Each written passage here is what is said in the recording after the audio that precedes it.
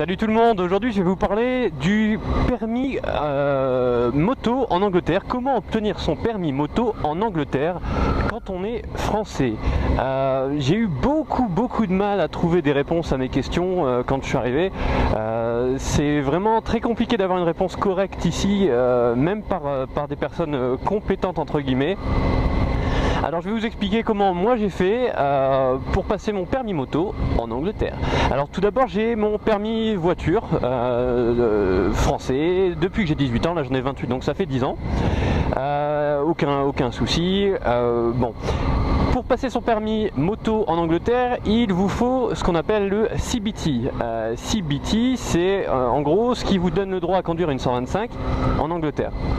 Alors vous allez me dire, ouais, ok, d'accord, c'est bien, mais j'ai mon permis français, moi, qui me donne droit à conduire des 125. Alors oui, si je conduisais avec mon permis français, mon permis voiture français, qui m'autorise à conduire une 125, si je roulais en Angleterre avec une 125 et je me fais contrôler, j'ai pas de souci.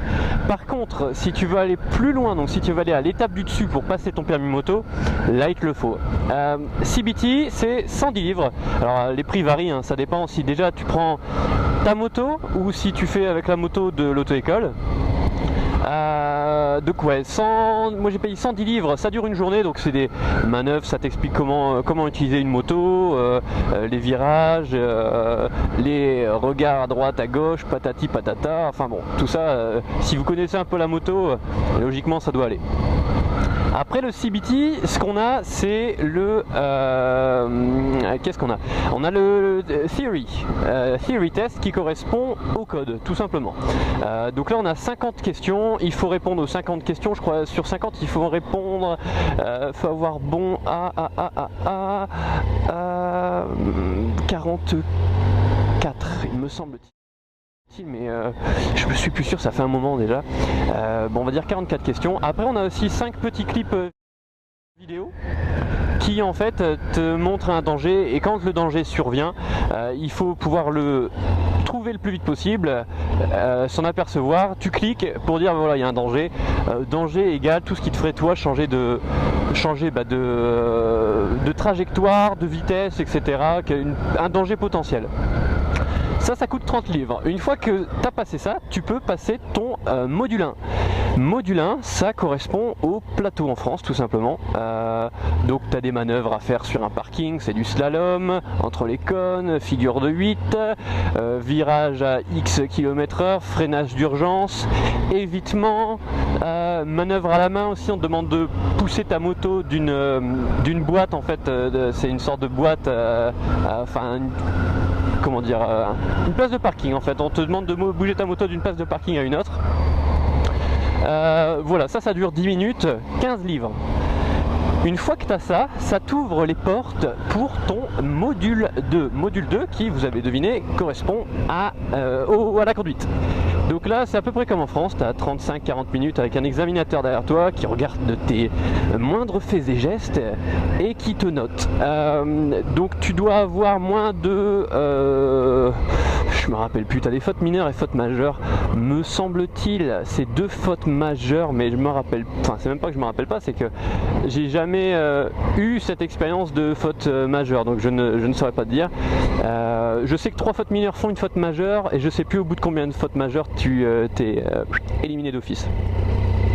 Hop, allez, petit feu, passe au vert.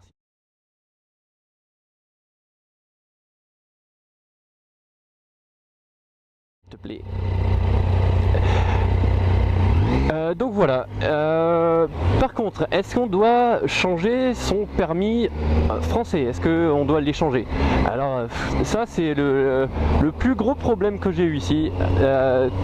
J'ai appelé, envoyé des emails, etc. J'ai eu des personnes différentes et j'ai eu des réponses différentes. Alors non, tu n'es pas obligé d'échanger ton permis de conduire français. Si on te dit oui, c'est faux. Moi j'ai toujours mon permis voiture français, j'ai mon permis moto anglais et ça va très bien comme ça. J'ai vu pas mal de trucs sur les forums, sur internet, des gens dire ah bah ouais moi je vais passer mon permis en Angleterre, c'est moins cher. Ouais c'est sûr que c'est moins cher, c'est plus rapide aussi, enfin pour moi en tout cas. J'ai eu mon permis en 1 mois et demi, ouais c'est ça 1 mois et demi. Il y a aussi des... Faut que j'arrête avec les... Il y a aussi des... J'en refais un E. Et là je refais un tour du rond-point. Eh ben non, je fais pas un tour du rond-point, je vais aller là.